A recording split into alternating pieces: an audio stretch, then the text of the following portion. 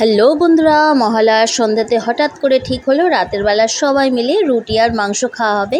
যেহেতু মহালয়া আর সাথে রবিবার, তো সবাই মিলে বাড়িতে রয়েছি, তো ভাবলাম চলো সবাই মিলে এনজয়ই করি। তো 7:30টার সময় মাংস করতে নামলাম। দেখো 2 কেজি চিকেন এসেছে। তো চিকেনের জোগাড়টা আগে করতে হয়েছে। তো সত্যি কথা বলতে কি আমাদের খুব লোডশেডিং হচ্ছে, এখন জানি না কিসের জন্য হচ্ছে, সেটা হয়তো প্যান্ডেলে লাইট লাগানোর জন্য হতে পারে। তো রাতের বেলা যদি লোডশেডিং হয়ে যায় আর 2 কেজি চিকেন রাঁধতে হয়, তাহলে তো আমার মাথায় হাত পড়বে, কারণ রাঁধবো তো আমি। তো ভাবলাম চলো আলো থাকাকালীন তাড়াতাড়ি করে জোগাড় করে শুরু করে দিলাম। তো আমি ফোড়নে দেখো গোটা জিরে, গোটা গরম মশলা, তেজপাতা, শুকনো লঙ্কা ফোড়ন দিয়ে আর কিচ্ছু দিই না। পেঁয়াজটা ভেজে নিয়ে জাস্ট বাটনাটা কষাচ্ছি। বাটনাটার মধ্যে শুধু চারমগজটা দিয়েছি, অ্যাড করেছি, যেটা আমি বাড়িতে দিই না। এটা যেহেতু সবাই মিলে খাবে আর একটুখানি গ্রেভির প্রয়োজন, রুটি দিয়ে খাবে, সেই জন্য চারমগজটা অ্যাড করেছি। তো এটা খুব ভালো লাগে খেতে। তো গুঁড়োটা আমি কিন্তু ডাইরেক্ট দিচ্ছি, কারণ এটা অনেকটা পরিমাণ, অত গুলে টুলে দেওয়া সম্ভব না। তো জিরের গুঁড়ো, ধনে গুঁড়ো, কাশ্মীর মির্চ, নুন একসাথে দিয়েই আমি কষাচ্ছি।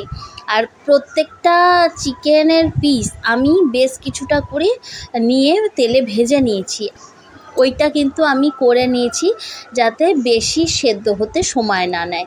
তো দেখো কষানোটা হয়ে গেছে, মোটামুটি তেলটা ছাড়ছে। এই সময় আমি টমেটো কুচিটা দিয়ে দিচ্ছি। টমেটো কিন্তু আমি বাটনায় দিইনি, তো আমি পুরোটাই টমেটো কুচি দিয়েছি, কারণ আমি যতটা পারছি চেষ্টা করছি বাটনাটা কম দিয়ে কুচোনো দিয়েই বেশি চালানো। তো যাই হোক, আমার মশলাটা মোটামুটি কষানো হয়ে গেছে। এবার কিন্তু আমি চিকেনগুলো দিয়ে দিচ্ছি।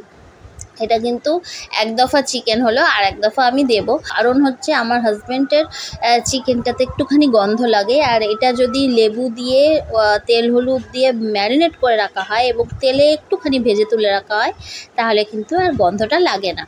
যারা চিকেনটা খেতে পছন্দ করে না তাদের জন্যই বলছি। তো এটা তো সবাই মিলে খাবে, এখানে তো মাটনের কোনো গল্প নেই, তাহলে তো প্রচুর লাগবে। তো চিকেনই আনা হয়েছে। তো আমার হাজব্যান্ড বলেছে ঠিক আছে আমার জন্য একটুখানি তুলে রেখো। তো ওর মতো করেই আমি রান্নাটা করছি। রসুনটাও আমি কম দিয়েছি, কারণ রসুনের গন্ধ একদমই পছন্দ করে না, কিন্তু এতজনের মাংস রসুন তো দিতেই হবে। কিন্তু আমি কখন ভিডিওটা আপলোড করব বুঝতে পারছি না। চটজলদি রান্না করার চেষ্টা করছি, কারণ প্রচণ্ড গরম। আর আমার সত্যি কথা বলতে কি 2 কেজি মাংসের জোগাড় করে রান্না করা, সবাই খাবে ঠিকই, কিন্তু করছি একা। আর আমার একটুখানি আলু আর পেঁয়াজটা কেটে দিয়েছে, এটা হেল্প করেছে। আর এই জলটা কিন্তু আমি একটু গরম করে নিয়ে তারপরে দিয়েছি। আমি সবসময় এই মাংস কষানো হলে গরম জলই দিই, এটা কিন্তু ভালো হয়। তো আমি বেশি জল দিতে পারছি না, কারণ রুটি দিয়ে খাবে, বেশি ঝোল তো কেউ খাবে না। কিন্তু আলুটা দিয়েছি, যেহেতু আলুটা দেবো, এখনও ভেজে তুলে রাখা আছে, আলুটা দেবো, কিন্তু আলুটা সেদ্ধ হওয়ার জন্য আমাকে একটু তো জল দিতেই হবে। না হলে একদম আলুটা না দিলে আমি কিন্তু কষিয়ে মাংসের থেকে জলটা ছাড়ে, চিকেন থেকে যে জলটা ছাড়ে, ওতেই রান্না করি। তো এখন মোটামুটি 8:15 বেজে গেছে, 8:30টার কাছে। তো আমি যদি পারি তো এখনই আপলোড করব, আর না হলে হয়তো পরে করব। তো তোমরা ভালো থেকো। আমরা তো এইভাবেই মহালয়াটা এনজয় করলাম। তোমরা কিভাবে করলে একটুখানি কমেন্ট করে জানিও।